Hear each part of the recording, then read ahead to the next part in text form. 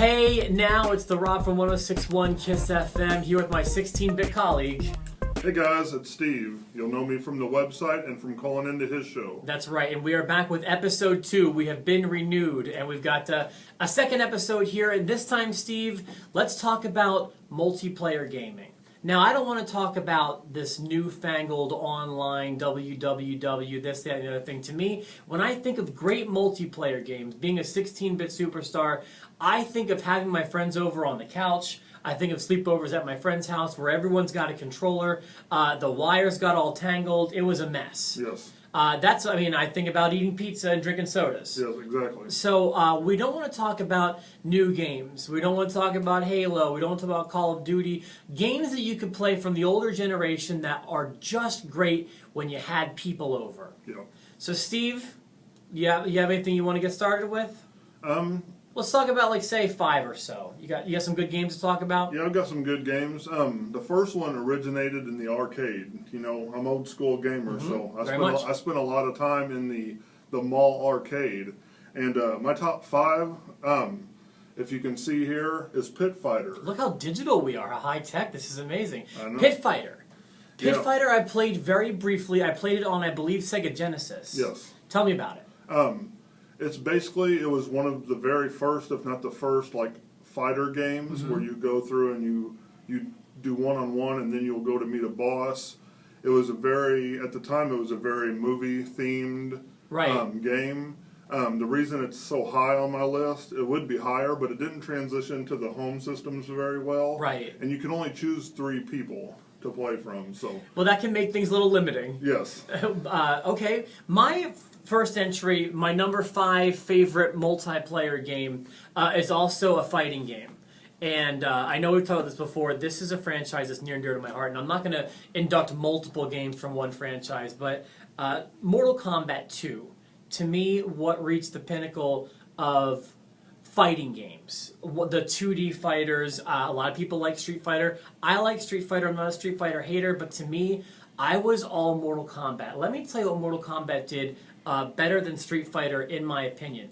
For starters, Mortal Kombat had more realistic characters to me, I guess you could say that. And not only that, they used like some sort of photorealism to make people look like human beings, especially in the arcade version.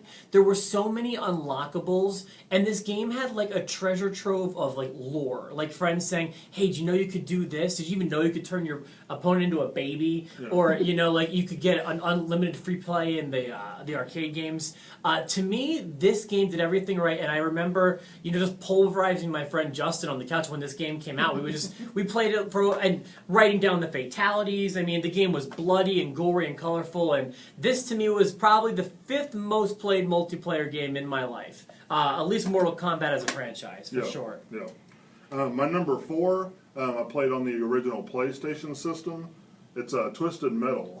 I don't know how good that picture's going to show up there, but I love that game. What's the guy? Is it Sweet Tooth? Is that his name? Yes, the ice cream truck with the clown head on top. I played the first 2 Twisted Metals. I rented them frequently as a kid, and they were hard to compare to anything. Yes. So what do you want to say about it? It kind of changed the fighting because you're in vehicles. And there's such a wide variety of vehicles, and it kind of added a little more of the violence with the explosions and just the trains you could drive on, and it just gave you a new experience in gaming, so that's why it's on my list. Well, I don't know if we're going to have any double overs because we haven't pre-discussed our lists.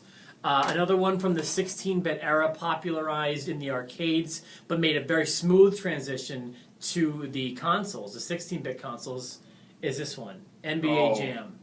NBA Jam, I'm not a huge sports fan, and I don't like sports games, which is probably why I like NBA Jam. It's not a sports game per se, but even you ever have those asshole friends that don't like video games? Yes. Those guys would play NBA Jam. Yes. My friends who ignored video games would play a game like NBA Jam. It had a great roster with everybody in the NBA besides Jordan. Boom shakalaka, breaking the backboards, getting on fire. NBA Jam rules. did you prefer the normal size or the large size heads? The heads, when I found out the big headed code, I'm not gonna lie, I used that. Yeah. Or like you could unlock Bill Clinton and other Yes. people as characters. Yeah. Such great, another one full of a treasure trove full of secrets in that game. Yeah. My next one, my number 3 it's the newest game on my list, but it's probably the most cutthroat game I've ever played, and it's Mario Party 3. That's so funny. It is a board game video game, and it is when you're playing with 3 other friends and you're on this big video board game, and there's all these maneuvers just to kind of screw your friend, and I mean here and there. It's very frustrating to get so close to your goal and then somehow have someone come in and swoop in and beat you. And Mario, the number 3. They got it right, and it was one of the last Mario Parties where you could play as Donkey Kong. I have Mario Party on my list as well. I mean, I'm inducting the first one, but the third one's actually my favorite as well. As a franchise, my friends and I would invest so much time into this game. You're right, they're awesome. You need to be sitting on the couch with each other. You have to screw people over. It's going to happen. They put friendships at risk. I even saw a meme. It was like the cover of the cover of Mario Party 3. It was like Ruined Friendships 3. It's like if people got into serious fights over Mario Party, me and my friends included. We had this one. We were like filming a video game session with me and my friends, and a physical fight broke out between me and a former friend, Jerry, and we started like hitting each other during an intense game of Mario Party 3.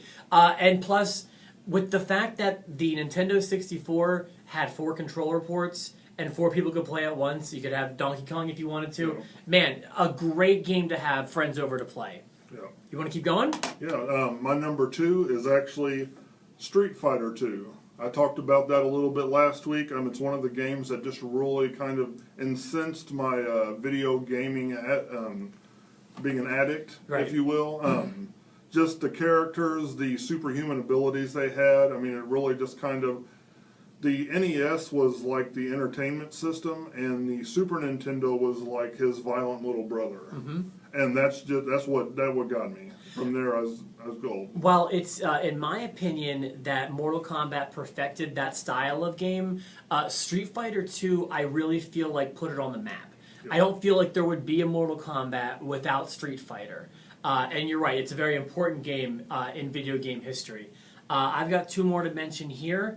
The next one I'm going to induct is Super Mario Kart. Oh, yes. Specifically, not this one on the Super Nintendo. The one on the Nintendo 64, to me, blew up what a racing game and a Mario Kart game essentially should be. Like I just mentioned, having those 4 controller ports was most important on a game like Mario Kart, where you could have 4 people. And I mean, have you ever seen one of those 4-way split screens before Mario Kart? Oh, no. I mean, this came out before Bond did, and this was gaming at its absolute most intense. When someone sees Mario Kart 64 for the first time with that claw controller and they can do everything, and I mean, man, it was chaotic, it was hectic, and my girlfriend and I still play Mario Kart at home. Now it's at Mario Kart 8. Yeah. So to me, this was a high point, a very, very high point in multiplayer gaming. All right, Steve, what in your opinion is the best game to play with friends? The best game, Street Fighter 2 came out in 91, this came out in 92, the original Mortal Kombat. Oh my goodness. This just set and raised the bar to an unreachable. After this came out, they came out with Tekken, Killer Instinct, Primal Rage, all these violent fighting games. Yes. Yeah. All those games came out, but this is the original. Absolutely. This set the bar to demasculate your friends, if that's even a word. I think it is.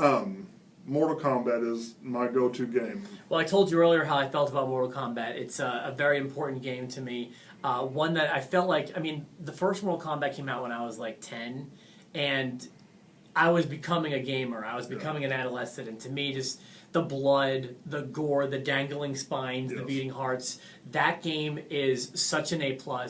And to me, it kept getting better. Up until the third one, those games kept getting better. Yes. Mine is probably a lesser known one, but this is one of the games I've probably invested more hours in than any other one.